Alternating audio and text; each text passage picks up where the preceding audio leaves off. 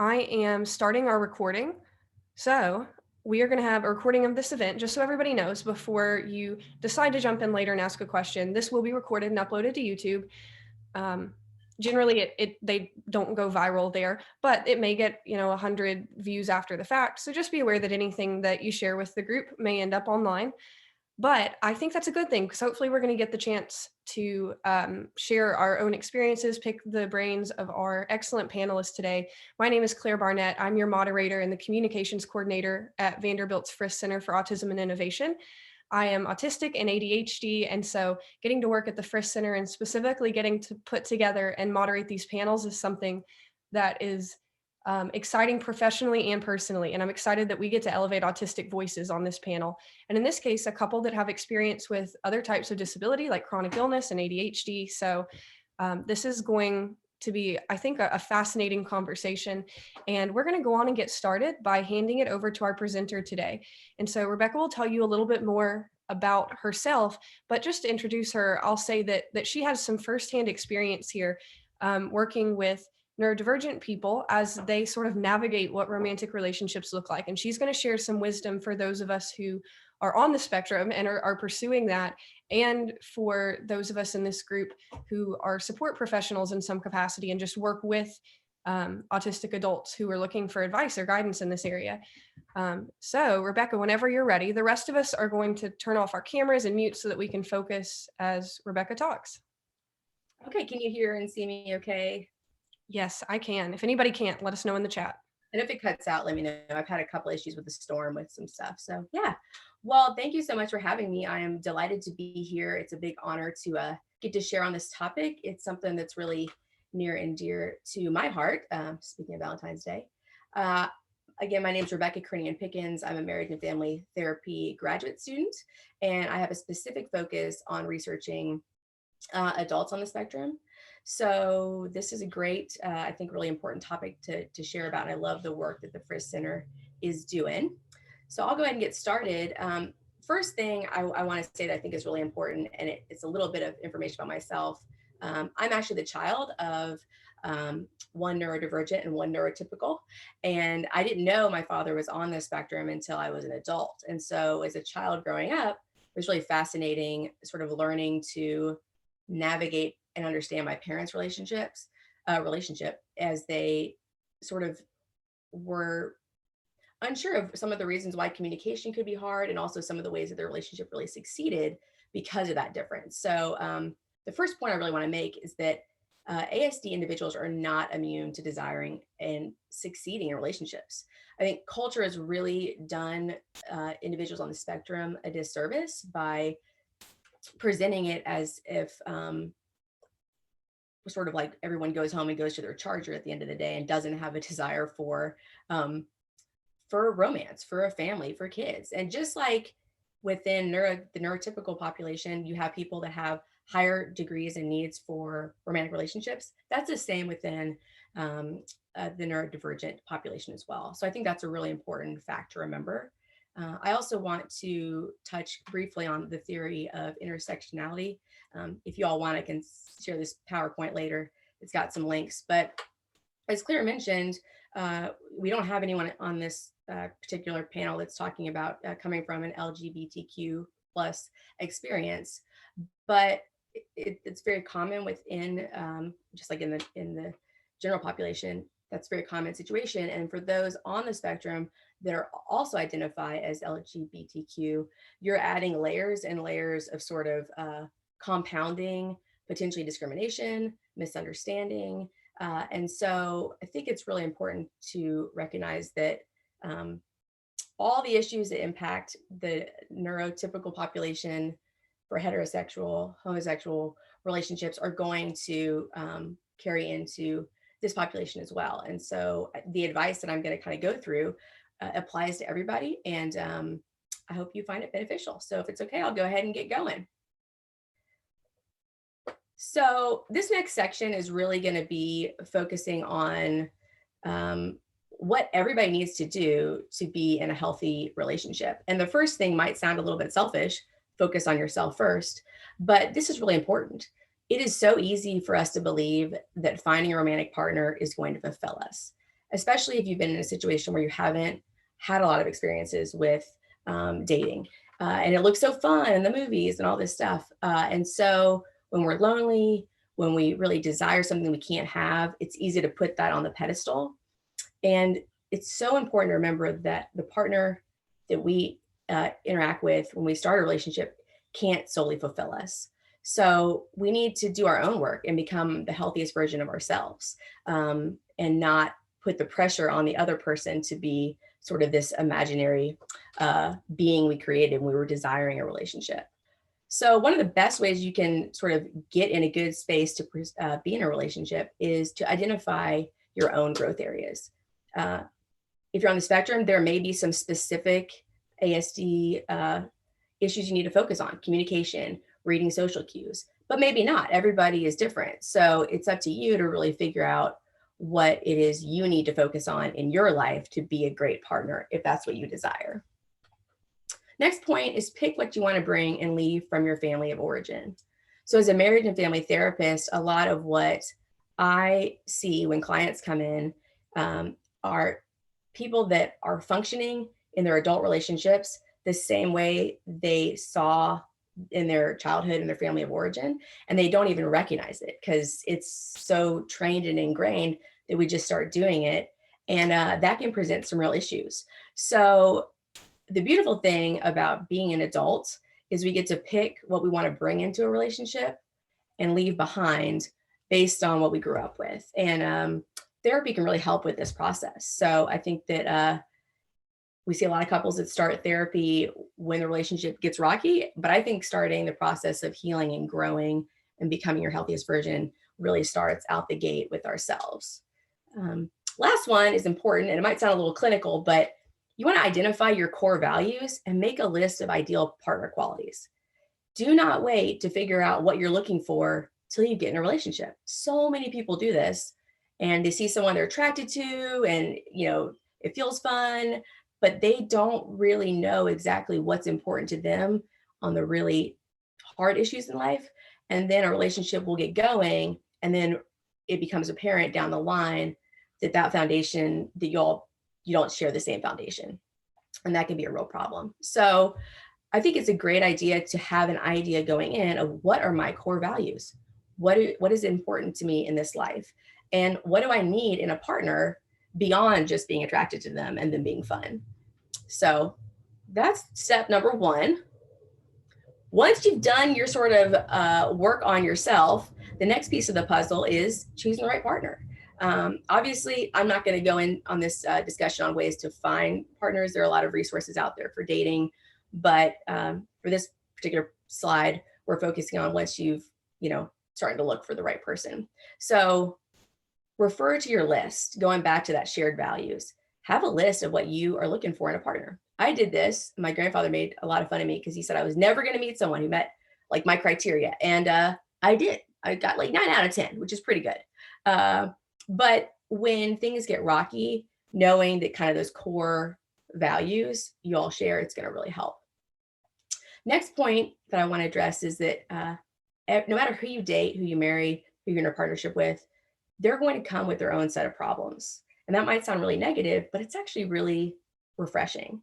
So there's a great relationship researcher named John Gottman out of the University of Washington, and he's really developed this concept that when we pick a partner, we're really picking a set of problems. So you want to pick a set that you can live with. It is not possible to resolve all issues in every relationship. There are going to be some things that you and your partner are not going to agree on, or it's always going to be kind of a thing for you, and you have to choose if that's something you can live with or not. Obviously, if you can work through them, great, but accepting the fact that there are going to be differences and changing partners doesn't mean all the problems in a relationship go away. You just get a new set. So knowing what your problem list is really important. Taking responsibility for how that's going to impact the relationship is really vital. Each partner carries, half the weight. We believe in marriage and family therapy that it's not A plus B equals C. It's more of an infinity circle. So somebody does something, other person responds, the other person responds back. And so there's never any one guilty party. So again, knowing what problems are going to come up that might make that a more difficult process is really important. Um, with ASD individuals, this might be a little bit different as far as the problem list. If you have totally opposite sensory responses and one partner loves to crank up music and that's their outlet, and the other person really can't stand noises, that's going to be a hard situation.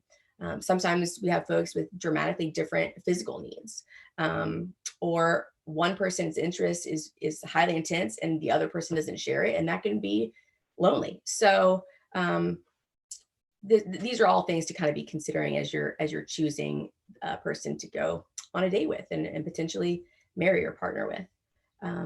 Last point, it's obvious, but you would be amazed how many people, neurodivergent and neurotypical, don't get this one.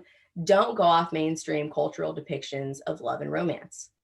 This is the season of rom-coms and elaborate gestures, and it's all fun and beautiful, but it's not real. Relationships are fun and they can have dramatic gestures, but they also require work, the ones that are going to last.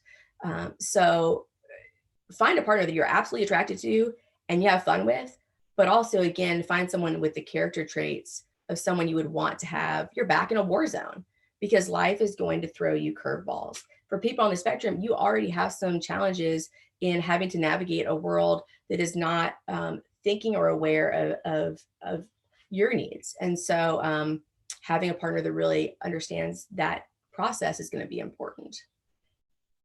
So moving along, a few tips on communication. When I found out that my father was on the spectrum, it really made sense to me because there were some things in the way he communicated that were different. And then there were some other things about him that my neurotypical mother didn't have that I really needed. So I sort of like to think of, and there's no science to back this is just my own personal analogy.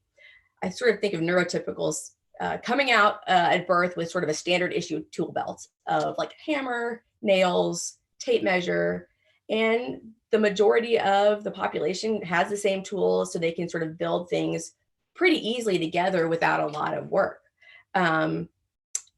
Individuals come out with the tool belt and it may have all the standard issue tools and it may have something extra, or some of the standard issue tools might be missing in terms of communication. So it's not about having less, it's finding out how to navigate working in a world where your resources may not line up as naturally with everybody else's. And so I think what our society has done is we've really looked at that as a deficit. And what I think is important to realize is that you can learn to adapt on any type of tools you're missing. And it's also important to understand what unique tools you bring to the table. My dad was way better to talk to when I was very upset than my mom, because he was very rational and could walk me through things. And he didn't get as sucked into my reactions. And I think that was unique to him and his spectrum journey. So it's really probably frustrating to see the neurotypical world sort of all functioning together, naturally building things and building relationships. And probably feels frustrating that you might have to practice to adapt to some of the resources that you didn't naturally have. And practice makes perfect. So honestly, it's an advantage in a way, because if more people went into relationships really learning about themselves, recognizing what their strengths are, where their deficits are, doing the work to find ways to adapt and improve in those areas where maybe some things are missing that are really helpful in a relationship, marriages and partnerships would probably last a lot longer. Often neurotypicals take for granted how important it is to do healthy communication, because they can so naturally just build something quickly with their shared tools, and they're not really thinking about the long-term needs, right? So everybody has to do the work that I've been talking about, regardless of if you're on the spectrum or not. A lot of times folks that are not on the spectrum have to do the work later in the relationship when things get rocky. So I think it's a nice way to reframe it that there's an opportunity here to really go into relationships in a very healthy place. due to some of the uniqueness about the spectrum. So carry on. As far as just really basic tips on going on dates and being in a relationship, the easiest way to sort of get out of our own heads is to focus on the other person. So it's very easy when we're nervous, especially, to fixate on our own interests and feel heightened anxiety. The more you can learn to practice the art, and for some of you, this may come very naturally, of learning to ask good questions, learning to pay attention to the other person, it actually can help decrease your anxiety because your focus is outward versus inward. But it's important to know that dating is always a little, sometimes very uncomfortable and stressful for everybody. And so that's okay. It's normal for anxiety to spike because we know that there's a high comorbidity with anxiety and ASD. It's important to know how your anxiety manifests and prepare for it when you're going to go on a date, because it's natural that a stressful situation is going to increase anxiety. So you don't need to judge yourself for that. It's good to just prepare and to sort of incorporate that preparation in ways you're thinking about becoming a great partner.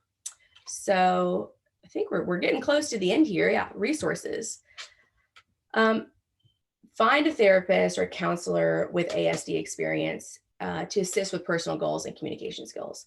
Unfortunately, there are not a ton out there. Not a lot of therapists who work with adults. Culturally, unfortunately, we really focus on the pediatric period of autism. So look for somebody who really understands it and can help you sort of tweak your goals to be very specific in terms of your ASD diagnosis. Sometimes therapists can want to fix ASD individuals, basically their unique qualities. And it's important that you find a therapist who doesn't do that, that they listen to you to identify what you want to work on, improve, change for your personal journey. There's some great resources. One is, there's some links again, Peers, Dr. Elizabeth Lageson. If you watch Love on the Spectrum, she is the doctor who does some of the workshops. She's out of UCLA. There's some great resources at her website of books, of finding a peer certified counselor. So that's a great resource to check out. And finally, for just very solid dating, marriage, even parenting and beyond, relationship information, the Gottman Institute. John Gottman, the researcher I mentioned, who came up with the concept of every person has a set of problems, has done some really fascinating research on relationships, on how to navigate arguments, and it's pretty life-changing for a lot of couples. So tons of resources that are free and just great articles on there. So I think I've covered the high points of what I wanted to talk about. Claire, is there anything that I missed you need me to elaborate on? I don't think so. That covered not only like these basics you'd want to know if you're looking to get into a relationship or to make one healthier, but also approached it from the angle of, if you're on the spectrum, how might that be a little different? So great job. Thank you, Rebecca. And I'm excited now to hear firsthand from our panelists. And we'll still keep, oh, sorry about that. We'll still keep Rebecca as a part of our panel. So if you do have a question for her, you are welcome to ask her during this next period. But we're going to begin by just having the folks that you haven't met yet introduce themselves. And so at this point, I would specifically ask, and it looks like we've got them on. So we have video on for our panelists, but also if anybody else in the virtual room would like to turn your video on just so we can see who we're interacting with, you're more than welcome to do that. And if you can't for some reason, that's okay. To the folks who joined us mid-presentation, welcome. I'm sorry that you missed some of the presentation, but I think you're going to enjoy the panel. So let's start out with Zach. Tell us yourself about what type of neurodivergent are you, and what connection do you have to the topic of romantic relationships? Sure. So, hello everyone. My name is Zach Williams. I am currently a fourth year MD PhD candidate at Vanderbilt, and an affiliate of the Frisk Center for Autism. I have Asperger's syndrome or autism spectrum disorder now, and was diagnosed when I was a little kid, about 1999 now. I'm 26, and I have been married for about 2.5 years to my lovely wife, Jeanette, who is right now in the other room. And she is not on the spectrum, though she does have ADHD. Awesome. Thank you, Zach. That is exactly the context we want to know. So I'm going to ask Brandy and Matt, our other two panelists, who are physically in the same room, which is, I think, amazing because I've been stuck in my house not only because of the pandemic, but because of the snow. So, Brandy and Matt, tell us, who are you guys? Do you want to go first? Yeah, I'm Matt Haber. I'm an IT engineer and late diagnosed autistic at 38. Through my wife's health crisis, I actually learned that we have the same rare connective tissue disorder called Ehlers-Danlos syndrome. And so together we're raising awareness for autism, mental health, and chronic health conditions affecting autistics through our social media accounts and our podcast called The Chronic Couple. And my name is Brandy, and we live in Asheville, North Carolina. I was a psychology major in college, but ended up becoming a professional singer. After my health took a turn, my career focus moved to art, and I'm currently an illustrator and graphic artist. I was late diagnosed as autistic, also and ADHD at 37, along with a connective tissue disorder, Ehlers-Danlos syndrome. Which we found out affects autistic people disproportionately. So because we found out that we both have the same conditions, we decided to share our story and help raise awareness. And we're both on the spectrum, and we've been married, 8 years? Yeah. And together almost 9. Yeah. I love it. Thank you for sharing a little bit of y'all's background. And before we wrap this up, or perhaps while one of our panelists answers a question, I'm going to be sure to put their Instagram handle in the chat. I'm sure some of you ended up here today because you already follow the Chronic Couple on Instagram, but if you don't yet, you should check it out. Okay, so I'd like to kick the conversation off by hearing from my autistic panelists. You just heard that presentation and you guys have firsthand experience dating, being married. Was there anything about what you heard that resonated as uniquely true for neurodivergent people? Or anything maybe that wasn't brought up that you feel like it's really important to add that's like unique about the dating and marriage experience for someone who specifically is autistic? And whoever wants to start can. Sure. So I think that really much of the advice that was given is very applicable to people regardless of neurotype. I think particularly I resonated with the idea of thinking about my own problem list and that of my wife and how they differ and how in certain situations we are able to support each other. So one example there is like I am like Rebecca's father, very emotionally stable. And so my wife will get really freaked out about something and I will stay calm and counsel her through it. And she claims that I am pathologically optimistic, but I tend to enjoy that. And we can solve the problem without building each other up to the point where everything just explodes. I also do well in fights for that reason. Okay, so I'm hearing that you resonate with the idea of identifying your own specific strengths and weaknesses and not just seeing being autistic in a relationship as something that would only be a problem. And I agree too. I resonated with the idea that I tend to be the more logical problem solver when I've been in a relationship. So what do you think, Brandy, Matt? Yeah, actually, I'm very much similar to Zach and staying pretty even keeled, even if it's intense situations. I am not. And she is not. So we're very much polar opposites, even though we're both on the spectrum. We're like at opposite ends sometimes. Constantly on the opposite ends I mean, every situation that Rebecca was explaining, we're very much opposites.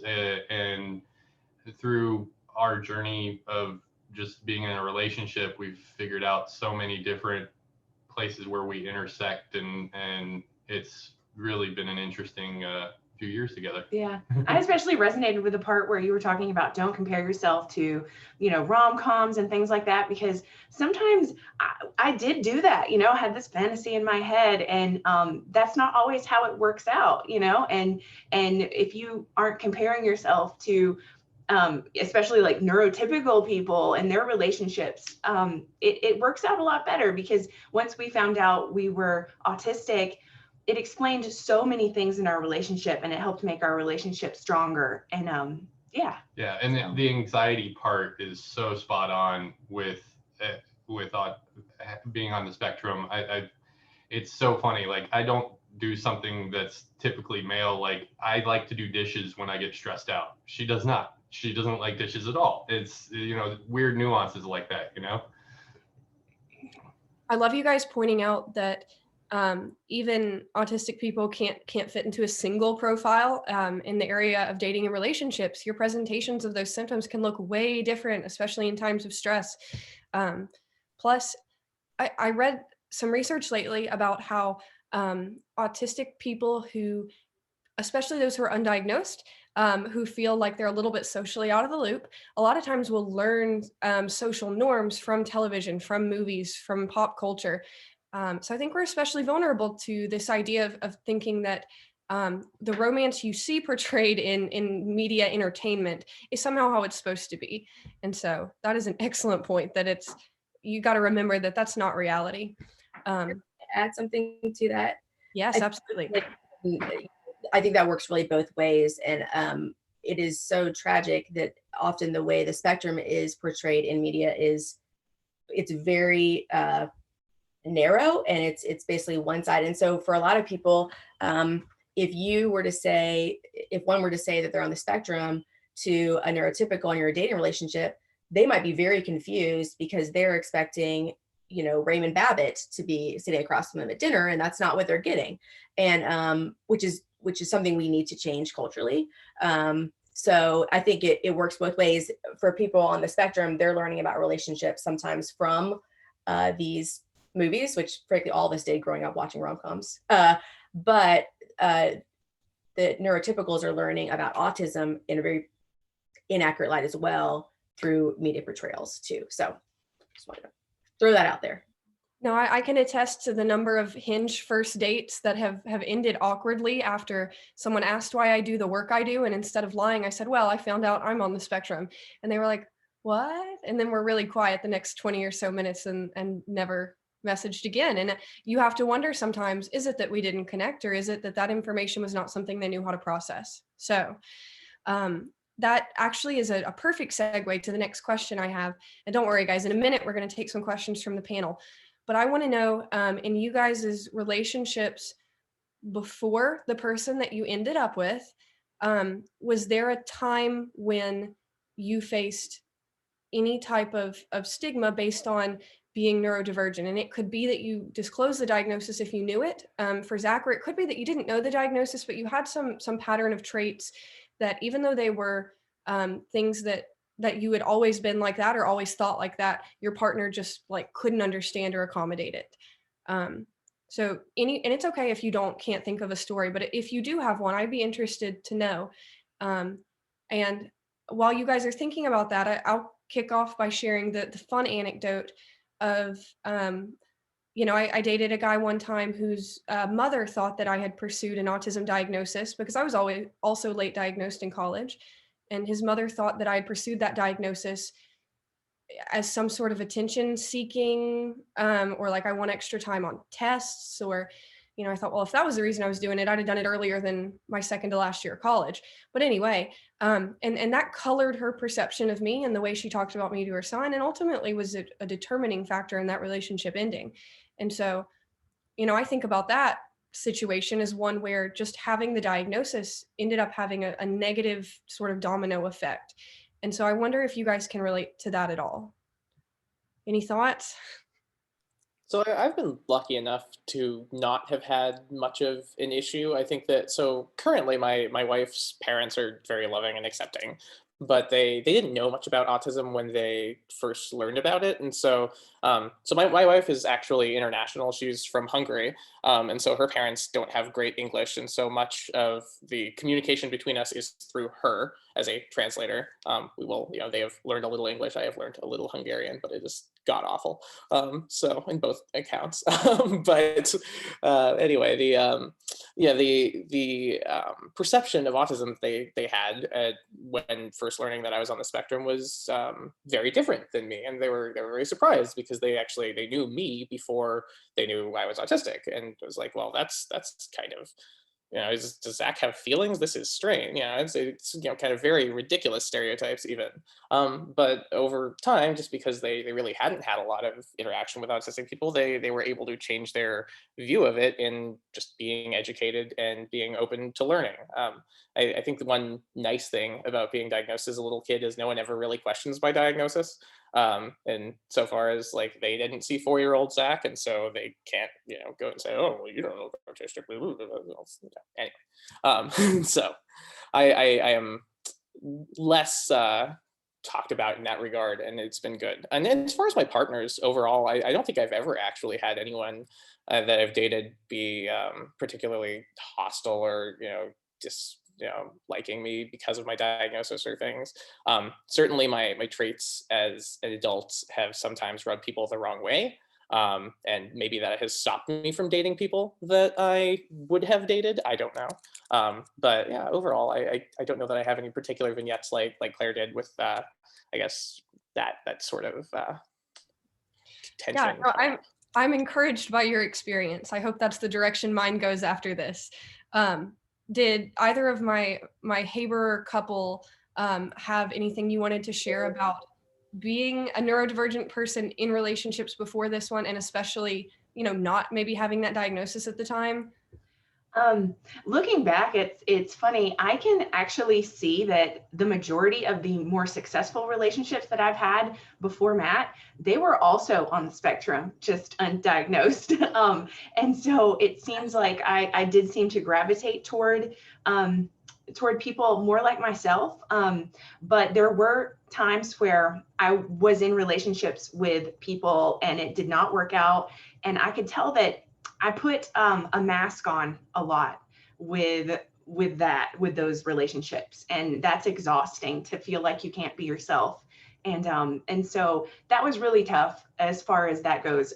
Luckily, most of my family now have been very accepting of my diagnosis, and it's been very much aware. I'm very much aware now of just how little is known about autism, because people's reactions are were shocked. There's no way you're autistic. No, I got the whole attention seeking thing also, and excuses for bad behavior. You just want to label yourself, and it's like, no, that's not really. It explains so much of my life and so much of my experiences, and it helped me to get accommodations and learn techniques to make my life better. And so most of the people have been supportive and just want to know, they want to be educated about autism, because it's very obvious that they don't realize the spectrum of autism. So, and for myself, all my other relationships were such a train wreck before her that I personally can't say I had any good relationship before being in a relationship with Brandy. So he was taken advantage of a lot by people. Yeah, I had a few people take advantage in ways that, looking back now, I'm like, how did it take 38 years to figure out I'm autistic? So yeah. And that's unfortunately too common. And we see it happen in small ways that don't ever end up officially reported, but we also see that autistic adults in relationships are more likely to end up as the victims of domestic violence. And what's fascinating is that statistic has remained true for both genders, regardless of which gender the autistic person is.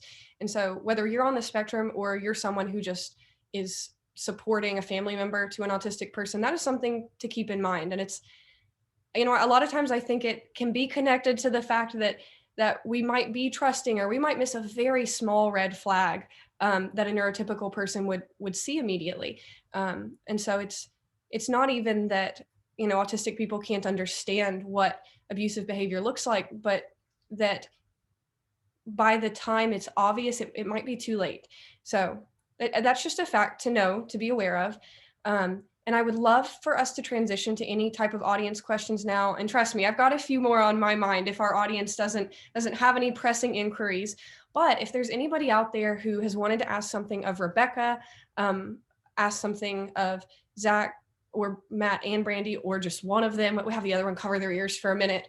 I would love to open the floor up. And I'll also point out while we're seeing, because you can either put up your virtual hand and we'll call on you, or you can put a question in the chat. But I'll point out here that we've got Nina in the chat, who is a self-advocate who's in our Vanderbilt Autism and Neurodiversity group. And she's mentioned in here that, because she's in a long relationship, 17 years, with a partner who's on the spectrum. And so she agreed with a lot of the things that Rebecca shared. Yeah. And people doubting that diagnosis and how that can be very challenging when you form any type of new relationship. So thank you for your input, Nina. Let's see, I've been direct messaged a question. I won't share who asked it, because if you want to message it to me directly, we'll keep that part private.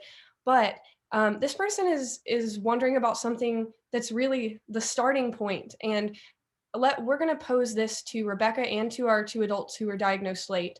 But what is the process like of getting that diagnosis? If you are already, old enough that you're aware you could have it, but you don't yet. So let's assume this person is late teens or adult.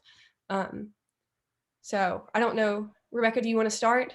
I'll start. I mean, it's embarrassingly, we're behind. So as I'm a student therapist, I'm not licensed yet, but we are trained to diagnose. So if you go see a licensed professional counselor, marriage family therapist, a social worker, they use the DSM to diagnose autism. Unfortunately, the DSM, it was good that it was brought underneath the spectrum, but it's almost like the spectrum, the way the DSM describes level 1 of the spectrum, it's like starts here almost, and the spectrum goes way further out. So for a lot of therapists, and it's not their fault, they they're just like everybody else who's neurotypical and maybe just is looking for something very obvious. So when a client walks in with depression or anxiety, we sort of know those symptoms immediately. Because autism is so diverse and may manifest in so many different ways, it can be difficult to get that diagnosis. So that is why finding a therapist, counselor who has experience with the spectrum is really important. Because you also may, like Brandy's comment about people's like being critical of behaviors, you may have a therapist who tries to address behaviors that are because of autism as sort of personal deficits and address that in a totally different way than you would if a therapist understood you're on the spectrum. So that was a long answer, but any counselor should be able to diagnose you, but go to one who has experience. There are other assessments that can be done. When my father, he was 63, when he went through that, they actually had to use children's assessment skills for him and sort of modify it. So we are behind. So the best place to start is ask people in your inner circle that you trust on the spectrum for a good recommendation. Yeah, I'll second that. Go to somebody who has worked with young adults or adults on the spectrum, because they are going to know that what they're looking for is not what's in kids. And I remember doing the ADOS for small children, sitting in one of the Vanderbilt research centers where they were doing an evaluation. And I was like, I don't know what this is supposed to do, but it's a story about frogs, and I'm not seeing the connection. Anyway, so I'm seeing several more questions in the chat, including a few direct message questions. I want to give Brandy and Matt the opportunity to briefly address this. And then it looks like our Frisk Center director, another self-advocate, would like to add to the response to this question too. But first, Brandy and Matt, anything you want to say about your experience trying to get a diagnosis as an adult? For sure. So for us, it kind of started out, we had been in therapy, both of us, for a while separately. And my therapist mentioned something once. She just said, you know, you're very similar to one of my clients on the spectrum. And it put this thought in my mind. And then I went home and I watched TED Talks. I went down like the YouTube rabbit hole. And then I came back and I was like, do you think I could be autistic? And we talked about it. And she was like, you know, I don't know how I missed it, but yeah, I think you could be. And so she sent me to an autism psychologist. And then, you know, in the meantime, I was like, you know, my husband's just like me. And so he talked to his therapist, who actually said, no, I don't think you're autistic. You're just spectrumy. And so he was like, no, I disagree. Described as broader autism phenotype sometimes. And there can be this blurry line between what is spectrumy versus on the spectrum. Right. And I agree that a lot of times we cut that off too early, but FYI, if anyone wants to look that up, broader autism phenotype is the term. I love that. Yes. And so he actually was sent, he got a different therapist and then was sent to the autism psychologist also. And it was sort of a mix of like, of children's tests, you know, stories about like frogs and blocks and things. And then, and then it was mixed with some things for adults. It was like a full psych eval. And so we were diagnosed. Yeah. And so, and we also talk about this on episode 2 of our podcast called I Think I'm Autistic, Now What? And then we speak with another adult looking for some work accommodations if anybody wants to hear like more in depth. Yeah. I love that. Okay, let's let Dave, our Frisk Center director and self-advocate, address this question. And then we have several more to get to in the chat. So I'm excited about this. Go on, Dave. Yeah, I just wanted to echo and sort of add to what Rebecca and them were saying, is because this is the kind of question that we get an awful lot at the Frisk Center. And by the way, anyone who wants to explore this further, you're welcome to reach out to us at the Frisk Center. We're happy to have one-on-one conversations and delve into these in more detail. But basically, the advice I give to someone, if they're seeking an official diagnosis, if you're talking to a therapist or a counselor or something, and you're trying to assess whether this person is likely to give you an accurate diagnosis, is 2 questions you ask them. How many adults on the spectrum have you worked with? Or how many adults on the spectrum have you diagnosed? If the answer to both of those questions is none, don't seek a diagnosis from that person. You're very likely to get misdiagnosed, especially if you're a woman. Women at much higher rates than men are misdiagnosed. I have a lot of personal experience with this. All of my kids are on the spectrum as well. I had an easy time getting my son diagnosed. My daughter, I had a difficult time, and I had learned this the hard way, that I needed to find someone who was familiar. And once I found an expert, they're like, yeah, it's an open and shut case. She's obviously on the spectrum. And a few therapists I talked before that said I was projecting and I was trying to see something that wasn't there. I conceded, okay, maybe I am biased. I'm not an expert on diagnosing. But as I looked at the evidence, at the struggles that she was having, she's like a miniature version of me. She has the same kind of struggles. I was like, no, the evidence is overwhelming. So that's the most important advice I can give, is those 2 points. And don't be afraid to just keep looking and keep asking for another therapist, because a misdiagnosis can do more harm than good. You want to get that answer definitively. You want to get a definitive answer to that. And one final piece I'll add to that: if you're in the Nashville area, one of the services we do offer is a free diagnosis. And the people that we have doing autism diagnoses, they are professionals, and they've done dozens and dozens and dozens of diagnoses. So if you can get a yay or nay from them, you can feel like there's no guaranteed diagnosis, but that one's probably one of the best that you can get. Okay, thank you so much, Dave, for adding that context. Let's jump to our next question, which I received one via direct message that is next in line. So we're going to go to that one. And Rebecca, this one is specifically for you. And it looks like the one after that will be too. So I hope you're ready. The one I received via direct message says, as a marriage counselor, have you met with couples that are one autistic and one non-autistic person, people who are both autistic? And if you have, do you see any difference in like the nature of problems that would pop up in a couple where both people are neurotypical, or both people are neurodivergent, I mean, versus one who's autistic and one who's allistic? Yeah, well, again, I'm in graduate school, so my experience is smaller than growing by the day, hopefully. But yes, I have experience with, most often I haven't had experience with two individuals that are both on the spectrum. More experience with one who is and the other who isn't. So to that, a lot of the challenges were that the neurotypical and often the neurodivergent spouse didn't recognize the autism symptoms.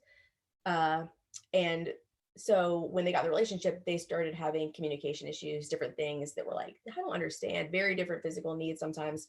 And then they would go to traditional marriage counseling, and you'd get exercises that are not going to help or be as beneficial if you're not aware of the autism component in the room. So I think that can be a challenge when you have sort of half and half. I'm the product of that, and oftentimes I was the communicator between my parents, which is very dysfunctional, by the way, and you should not be. But because I always joked around that I spoke Asperger's, because it was like a train wreck watching them sometimes communicate, because they just didn't understand each other very well on that level. So what I'm hearing is that in that type of relationship, where one person is autistic and the other isn't, you're more likely to see a disconnect in, how could you possibly see it this way? Well, I see it this way. And then the communication of that difference. And I imagine that, kind of like you mentioned in your presentation, when both people are autistic, it might be more often, a clash of this sensory issue, or, we both see it hyperlogically, but our logic follows different paths and it's on a different path. So if I had to guess, that would be the difference in the type of issue. Although that, again, is my hypothesis. I've been in a relationship with someone who I feel certain was on the spectrum, and we thought similarly, but we were more likely to, for example, be very adamant about different things and not understand why the other one couldn't budge. Disability is a big thing. Well, and the next question for you, Rebecca, that we'll jump right into, and this one was from Jacqueline in the chat, is the concept of values is really abstract. So how do you identify and describe values for somebody who is on the spectrum and is trying to determine what those are? Jacqueline says, she has difficulty describing what that means for her clients who tend to be more concrete. And, my thought about that is, if it were me, I'd want someone to ask me, what do you get upset about? What are the things you don't budge on? It makes you mad when someone doesn't do it, or it means a lot when someone does do it. And that's how I figured out what I really value. But Rebecca, you may have more sophisticated advice for this person. No, and thank you for having me flesh that out. I agree 100% with what you said, and that's absolutely a piece of it. The other piece is sort of, what do you believe? Do you have spirituality in your life? What do you believe about that? What are your beliefs about morals and how you interact with people? So I think, different parenting styles. So all that stuff sort of comes up oftentimes in the middle of a conflict, and it's like, oh shoot, I believe something totally different. This is really important to me, and you're over here. So values, I would say, can be narrowed down to what you believe is true and essential to you living your authentic life. And that's broad, but it encompasses all. Well, and there's an interesting follow-up that I've just noticed Jacqueline also put in the chat. So she might have a client who focuses on very specific information, like, I like her because she is almost my height, or she also eats sushi once a week.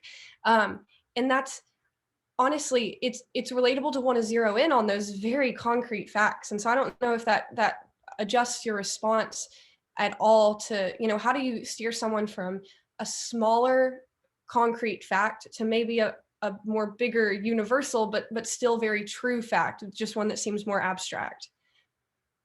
Yeah, well, I think that, the devil's in the details. So it's okay if a value is that, like, I need someone who loves sushi because I love it and that's part of my life. So that can certainly be a part of it. And in work with clients, it really, I think, takes time, and it oftentimes goes back to family of origin questions. What were you raised to believe?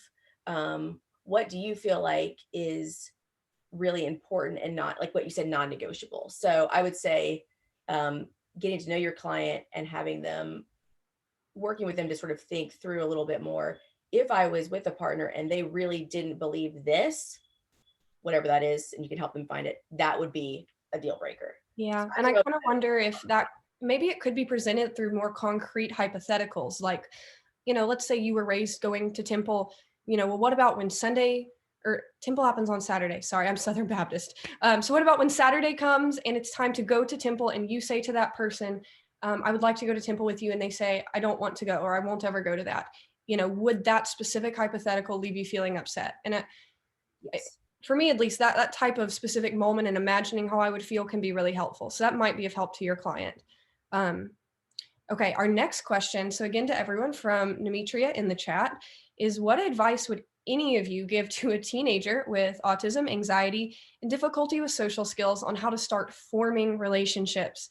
So at this age where everybody around you is exploring it and you want it to, but there's this extra layer of maybe not feeling like you have the social handbook or being really anxious. And I would love to hear from any of our panelists who are on the spectrum who can relate to being that teenager yourselves at one point.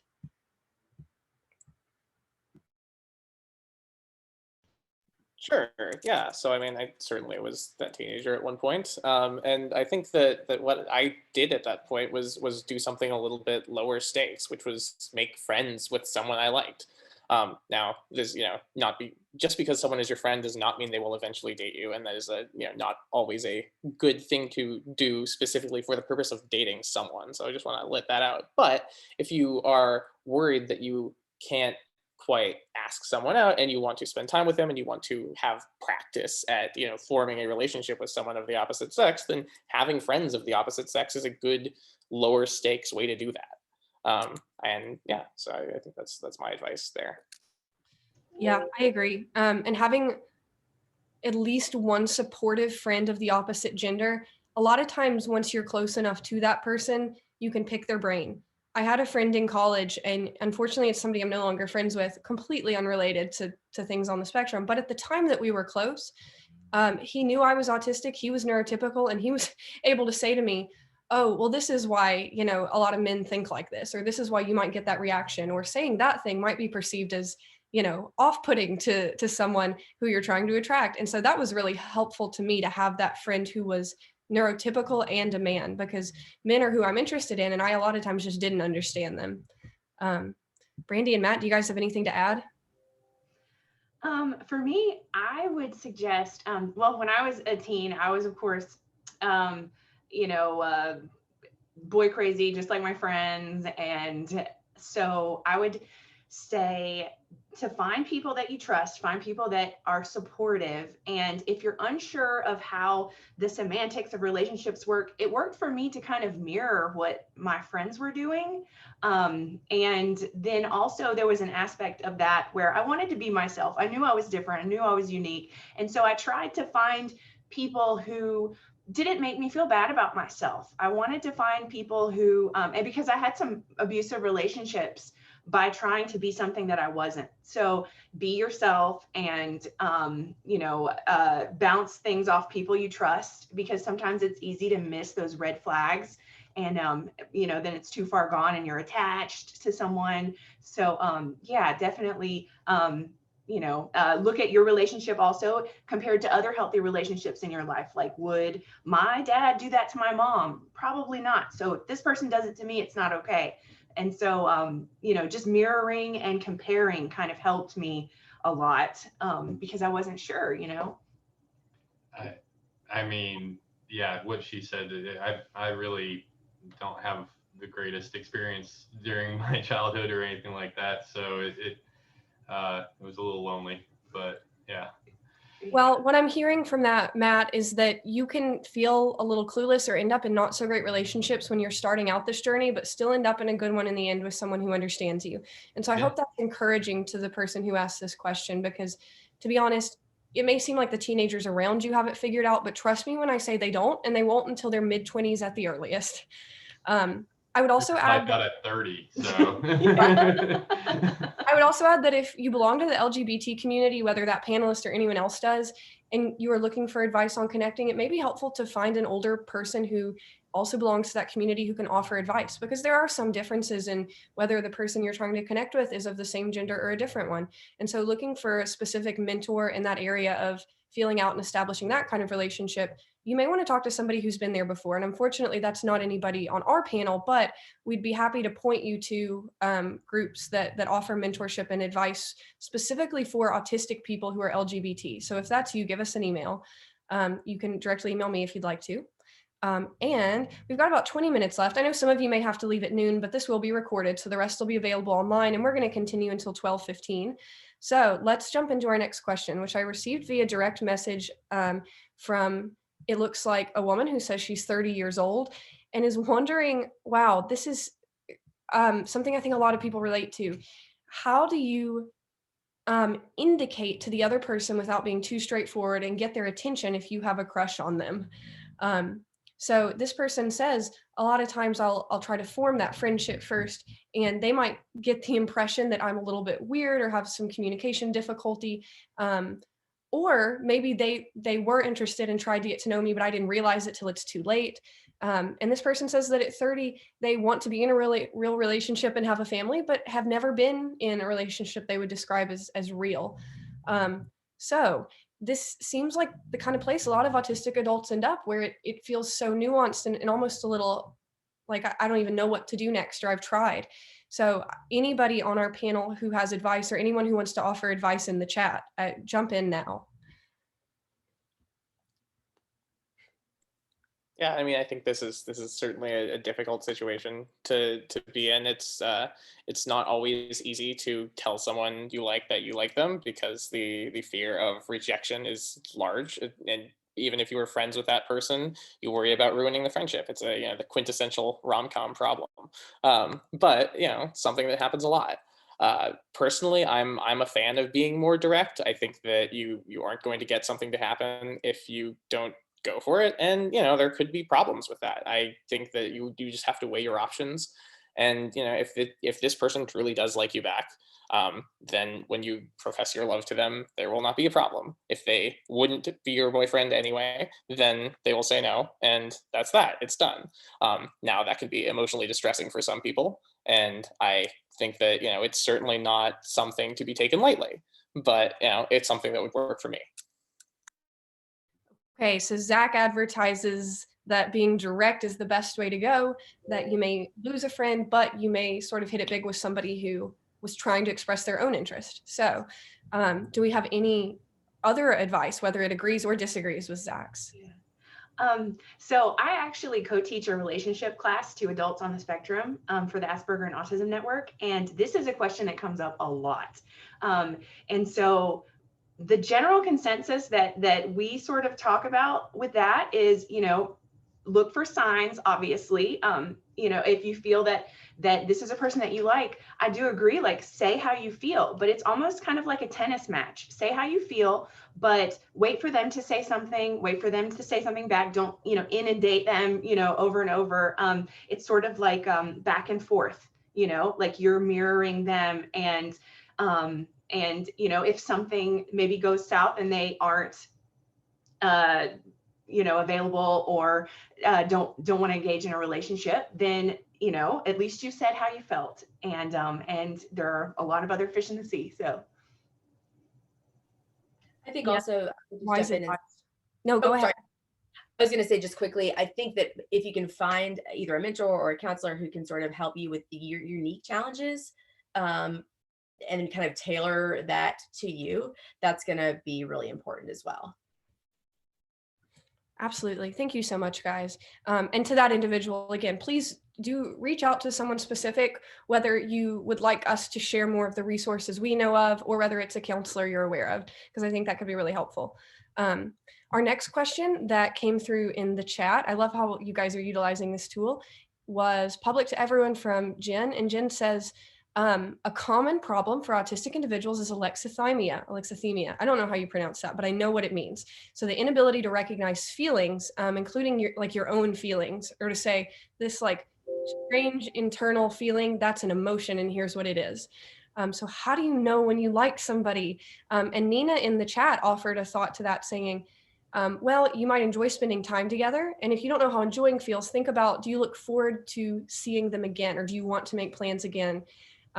you notice that you have fewer disagreements or fundamental differences with them, similar opinions. So I think that's excellent advice, Nina. I don't know if anyone on our panel has something to add there, because this is a really common problem. And so you may not realize until too late that you've got it crossed. Matt has alexithymia. I have alexithymia. Oh, Claire looks like she froze. Oh, there we go.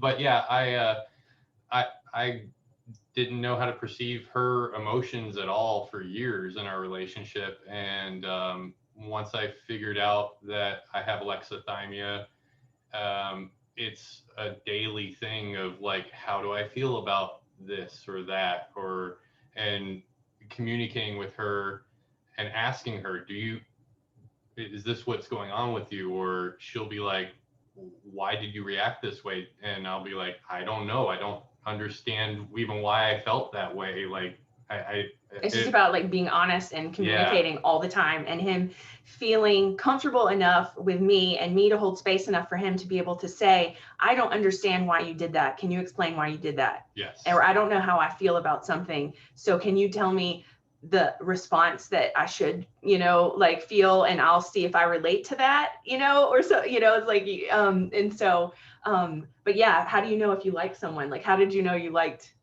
me? I mean, it was just, I had like this draw to her that I didn't have with anyone else. And it was such no matter what was going on, I was thinking about her, and that was going on so constantly that I got so nervous so many different times that she could have left me so many different times. It's because I thought he didn't like me. Yeah, and she really did. And so luckily she likes me too, or else, Yeah. But we just communicated about it. So communication is huge. I mean, honestly, if you don't know how you feel, then you don't know how you feel, and communicate even that. It can be helpful sometimes. And because then I don't put it on myself and think I did something wrong. Yes. So. And then also on my Instagram, I have a link in my bio for a alexithymia self-assessment quiz, and they have a whole community on alexithymia, and that can be. I did the quiz myself, and it was good exercise, and I think that can be a big help to a lot of people. I think another thing to consider with regard to alexithymia is that in most cases is not that you cannot feel emotions at all, right? Is that you are able to feel the sensation but are unable to interpret it. And that happens to varying degrees, right? So, I mean, I personally have often, kind of undifferentiated negative affect that I'm like, am I, feeling sad or angry or scared, or and it's hard to make sense of that, but nevertheless I know I'm feeling bad.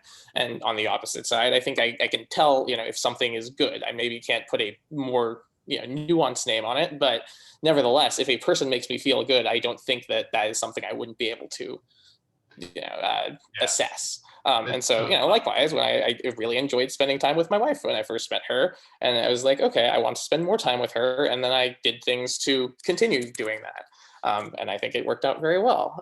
And, even though I wasn't sure whether I wanted to date her, I nevertheless was like, this is a person that I want to spend time with, and I will start with that.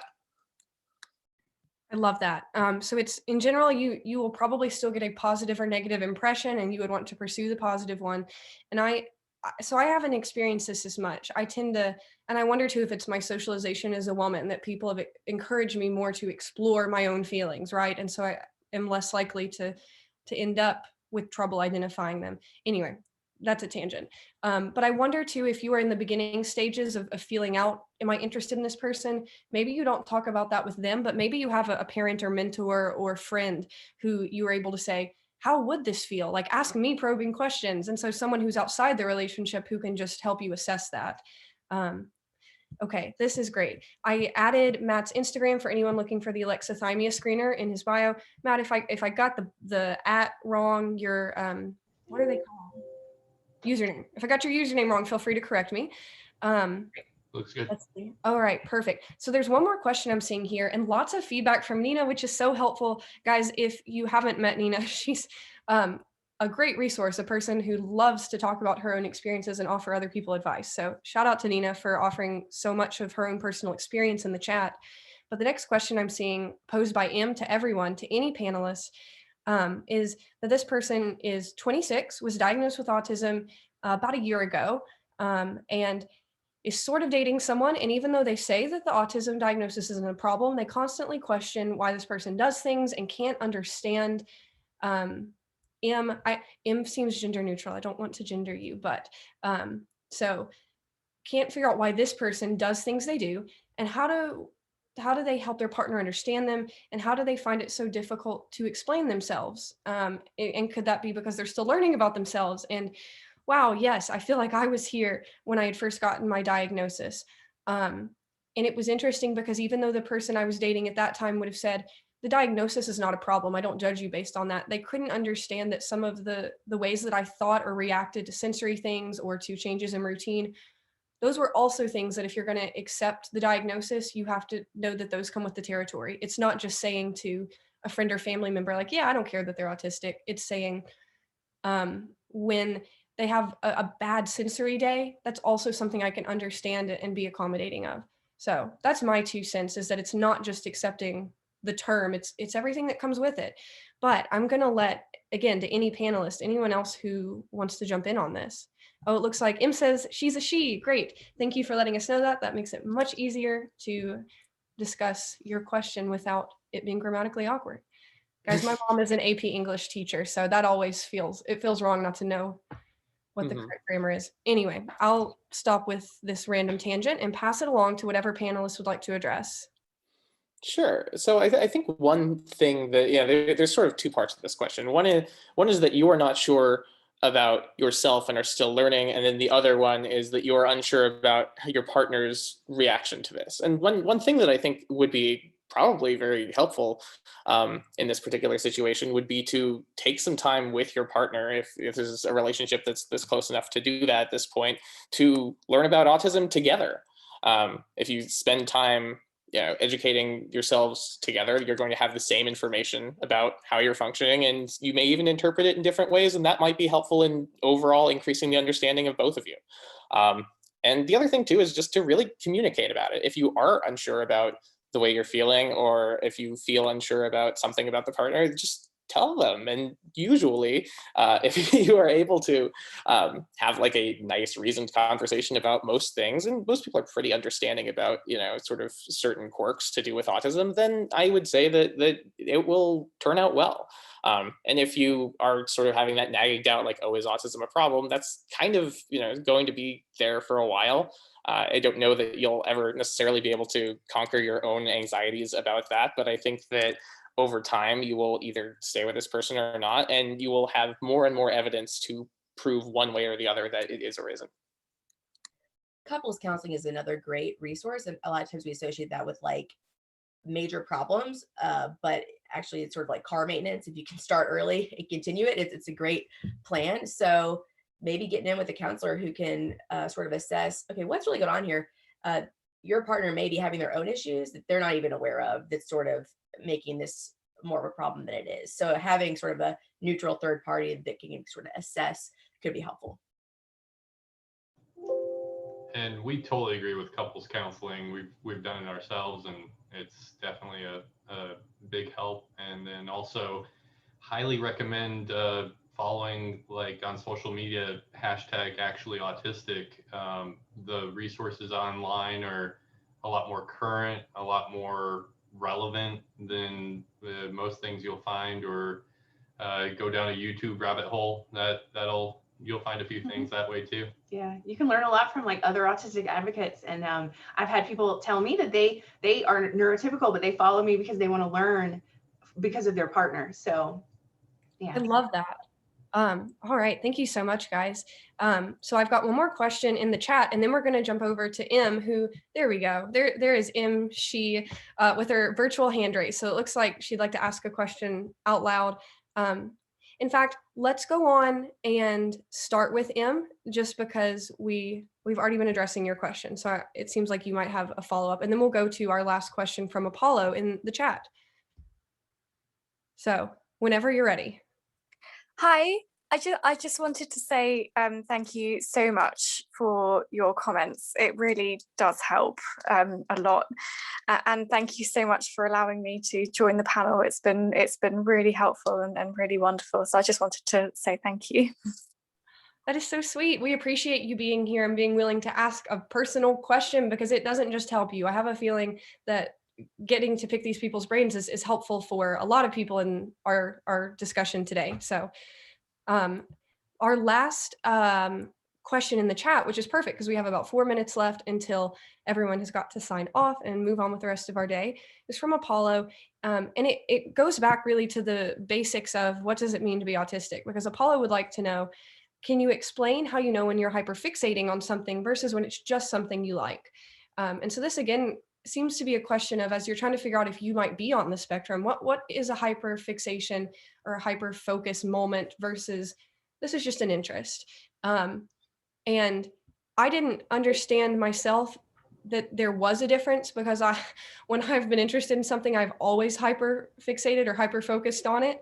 And so I didn't realize that when other people have an interest, it's like a lot vaguer. They spend less of their time thinking about and pursuing that thing. Where for me, it was like, okay, I'm a photographer now. I'm going to buy a camera, all the lenses I need, go out and practice myself, edit the photos immediately, and then book jobs straight for the next 5 weeks.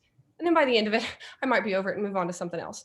So that was the kind of thing where I didn't even realize some people have normal interests that are like vague and change, moment to moment. I don't know if anyone else either in the chat who's autistic or one of my panelists would like to share how they can distinguish between an interest and a hyperfixation. I can say for me, I love art. So when I'm hyperfixated on something, it's like time doesn't exist. I don't feel pain. I forget to drink. I forget to eat. Like I really almost have to second that.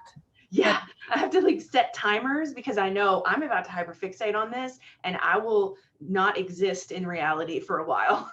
So I will set timers to remind myself to get up, drink water, eat, things like that. And when I just like something, I mean, I like it. It's something that makes me happy, but I can pull myself away from it. So for me, that's the difference. I would say it's more of a difference in degree than a difference in kind, insofar as you're always going to be spending more time on the things that you like than any random thing, right? You're always going to be more focused, be more interested, derive more pleasure, and just at some point that becomes I guess a hyperfixation.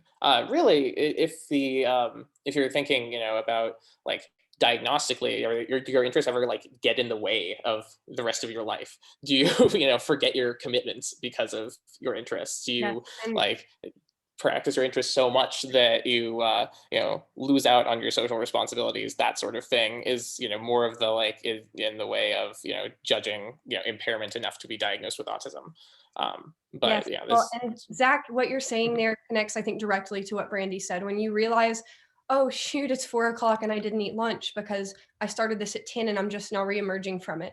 And that could be anything from an academic interest to a video game, anything where you like are unable to determine when enough time has passed that it's time to move on to something else. I think medically that might be a good measure.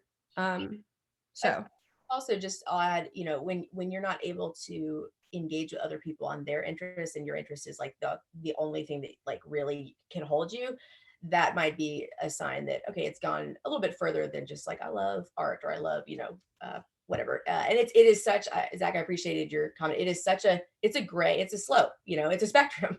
And so, yeah. All right. Thank you so much, everybody. We managed somehow to tackle every single question. If I missed one, it was a complete oversight. And I'm so sorry. I didn't intend to skip anyone's, but I think we hit all of them.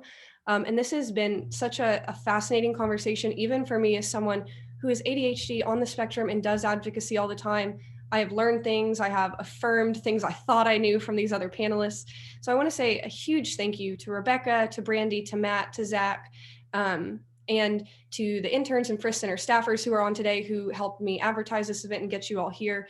We are going to put the recording up after the fact. So this will be available for you to share, and I'll send it out through a lot of the same channels that I sent out the announcement about the webinar. But since it is 12:15, we are going to wrap up our recording, close out the meeting. Before we go, I thought I'd introduce everybody to Maeve. So you say hello. Yes. Anyway, Maeve is my service pet, and hopefully we'll have a future webinar about autistic people using service animals. So if that interests you, or even just this format you thought was a great way to learn more and get connected to the community, absolutely keep checking back with the Frisk Center Instagram and website, and we'll make sure you know about those webinars. So that is all. The last thing I'll do before I close out the meeting will be to put my email in the chat. So if you have any follow-up or you want me to connect you to one of the panelists individually, let me know. But thank you, everybody. Thank you. Thank you. Thank you. Bye. Thank you. Thank you. Thank you.